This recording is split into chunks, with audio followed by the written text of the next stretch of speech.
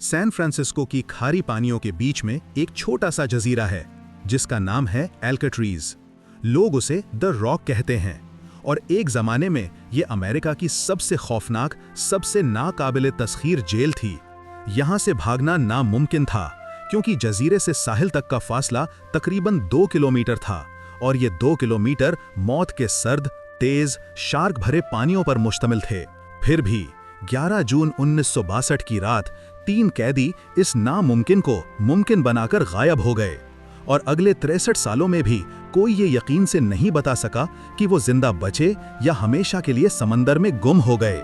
इन तीनों के नाम थे फ्रैंक मॉरिस, मास्टरमाइंड, IQ 133 वाला खतरनाक जर्नल; जॉन एंगलिन और उसका भाई क्लैरेंस एंगलिन, डकैती के माहिर भाई; चौथा साथी एलन वेस्ट था, लेकिन किस्मत ने उसे पीछे छोड़ दिया। मंसूबा तकरीबन 1 साल से तैयार हो रहा था। वो रोजाना खाने की चम्मचों से सीमेंट की दीवार खोदते रहे, रात को कागज और साबुन से बने हुए जाली सर रखकर पहरेदारों को धोखा देते, दीवार के पीछे एक खुफिया सुरंग तैयार की, ऊपर छत से निकलकर जेल की छत पर पहुंचे, 12 फुट ऊंची 2 खारदार तारों की बाड़ फलांगी और जजीरे के शिमाल मशरकी किनारे पर पहुंच गए।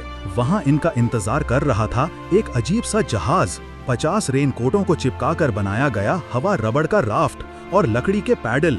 रात 10 बजे गहरी धुंध छाई हुई थी। तीनों राफ्ट पर सवार हुए और अंधेरे में पानी में उतर गए। इसके बाद वो हवा में गायब। अगली सुबह जेल इंतजामिया को पता चला तो हंगामा मच गया। FBI, कोस्ट गार्ड, हेलीकॉप्टर, कुश्तियां, सब कुछ लगा दिया गया। मिला क्या? एंजल आइलैंड के करीब राफ्ट के टुकड़े, एक पैडल और एंगलिन भाइयों का जाती सामान वाला प्लास्टिक बैग। कोई लाश नहीं मिली, कोई गिरफ्तारी नहीं हुई। 1979 में FBI ने केस बंद कर दिया। तीनों डूबकर मर गए।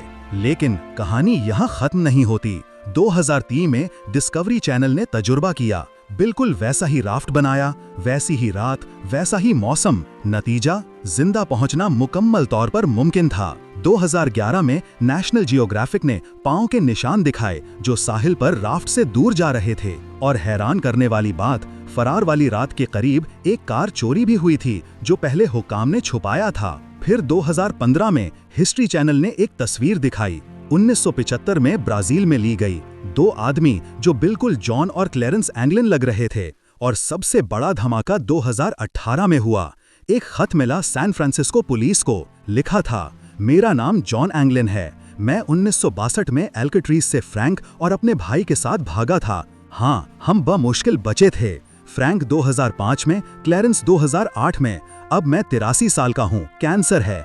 अगर टीवी पर ऐलान करो कि मुझे सिर्फ 1 साल जेल और इलाज मिलेगा तो मैं खुद आकर हार मान लूंगा। ये मजाक नहीं। जॉन एंगलिन।